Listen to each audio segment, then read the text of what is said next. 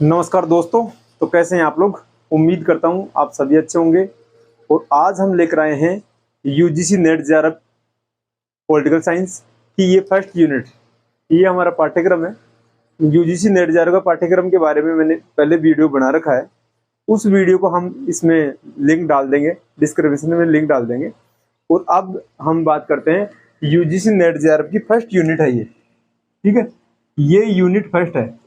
और unit first में जितने टॉपिक्स हैं ना, 15 टॉपिक हैं, उसके बारे में हमने एक पीडीएफ भी बनाई है।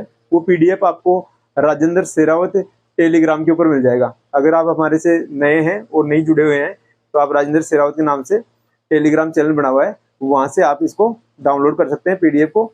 अब हम बताते हैं आपको इसकी बेसिक टर्मोलॉजी। जो ये यूजीसी नेट जेआरएफ है पॉलिटिकल साइंस में, इसमें फर्स्ट यूनिट है, उसमें कौन कौन सी चीजें दे रखी है उसके बारे में हम बात करने जा रहे हैं। तो सबसे पहले इसमें जो राजनीतिक सिद्धांत है, राजनीतिक सिद्धांत क्या है इसके बारे में मैंने पहले वीडियो बना रखा है। वो वीडियो का लिंक भी आपको इसमें डाल देंगे, इसका लिंक आपको मिल जाएगा। तो राजनीतिक सिद्धांत क्या है ये तो मैंने पहले पढ़ा रखा है, इसका 4 मिनट का वीडियो बना रखा है। अब हम बात करते हैं, ये अवधारणाओं की बात है। ठीक है, कौन कौन सी अवधारणाएं हैं। तो अवधारणाओं में पहली बात है स्वतंत्रता की। स्वतंत्रता है, समानता है, न्याय है, अधिकार है, शक्ति है, लोकतंत्र है, नागरिकता है। ये तो दे रखे हैं अवधारणा। मतलब कि स्वतंत्रता क्या होती है। स्वतंत्रता मतलब ये है कि बंधनों का अभाव ही स्वतंत्रता है। ठीक है, सबके साथ समानता का व्यवहार होना चाहिए। ठीक है, सभी को राइट, इक्वलिटी और जो फर्टर्निटी है वो समान रूप से मिले। न्याय के बारे में ये कहा गया है कि न्याय है वो प्रत्येक व्यक्ति का हित है न्याय। तो न्याय के बारे में जो कंसेप्ट है उनके बारे में बात की गई है। अधिकार के बारे में बात की है, मानव अधिकार होते हैं, मूल अधिकार होते हैं, उनके बारे में इसमें बताया गया है। और लोकतंत्र, जिसे इब्राहिम लिंकन कहते हैं, जनता का शासन, जनता के लिए, जनता के द्वारा, ये लोकतंत्र होता है। शक्ति है, ठीक है, पावर, पावर का कैसे कैसे पावर बैलेंस होता है, अंतर्राष्ट्रीय स्तर के ऊपर कैसे होता है, राष्ट्रीय स्तर के ऊपर कैसे होता है, ये सारी चीजें पावर के तहत हम पढ़ते हैं, शक्ति के तहत। ये है सिटीजनशिप, नागरिकता है। नागरिकता के प्रारूप क्या है। कुछ देशों में एकल नागरिकता है, कुछ देशों में दोहरी नागरिकता है, जैसे राज्यों की अलग और केंद्र की अलग। जैसे अमेरिका है तो अमेरिका में क्या है, दोहरी नागरिकता पाई जाती है। इसी प्रकार से हम बात करते हैं राजनीतिक परंपराओं के बारे में। ठीक है, राजनीतिक परंपराओं में पहले दे रखा है उदारवाद।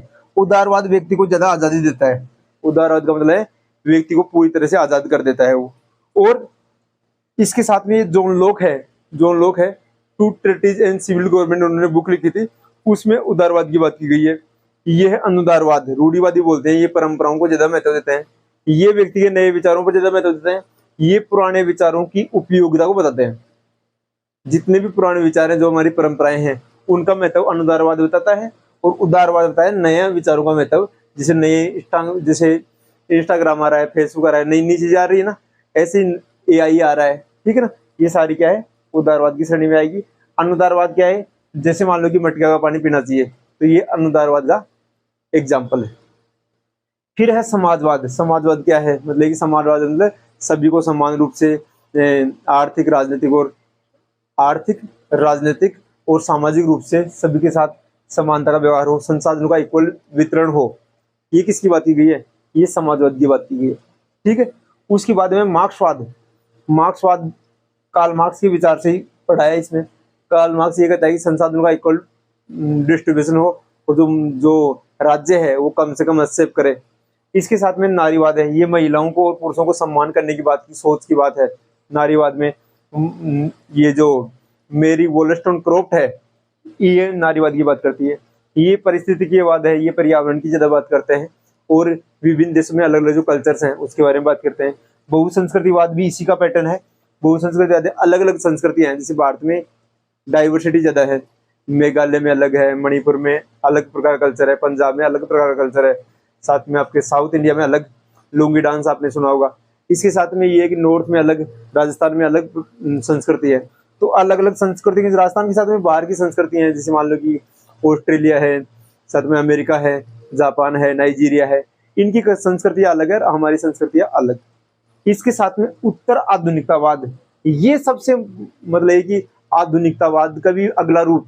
जैसे हम नए नए टूल्स अपना रहे हैं, नए नए गाने सुन रहे हैं, कोरियन ड्रामा देख रहे हैं, कोरियन फिल्में देख रहे हैं, तो ये सारा किसका पार्ट आएगा, ये उत्तर आधुनिकता का पार्ट है। इन सभी टर्मोलॉजी की मैंने परिभाषा समेत इसकी एक पीडीएफ बनाई है, वो पीडीएफ आपको टेलीग्राम पे मिल जाएगी। फिर भी ना मिले तो हम आपको इस कमेंट में आपको ये व्हाट्सएप नंबर दे देंगे, तो आप व्हाट्सएप पर भी टेक्स्ट करके पूछ सकते हो। तो ये पहली यूनिट है। अगर आप ये चाहते हो कि इसी को मतलब कि सभी यूनिट्स के ऐसे वीडियो बनाए जाए तो आप कमेंट करके बता दीजिए। नहीं, हम सभी यूनिट्स की जो टर्मोलॉजीज हैं ये सारी हम किस पर डाल देंगे, ये सारी हम यूट्यूब पर डाल देंगे या फिर बाद में हम टेलीग्राम पर डाल देंगे। टेलीग्राम पे हमने 3 यूनिट डाल भी दी है, तो आप वहाँ से जुड़ जाइए। और UGC net JRF political science के लिए अगर आप सीरियस हैं और आप पढ़ रहे हैं तो लगातार आपके लिए गुड अपॉर्चुनिटी है। हम लगातार प्रयास करेंगे आपको गाइड करने का और आपका जेआरएफ पास कराने का। नमस्कार, धन्यवाद, जय हिंद।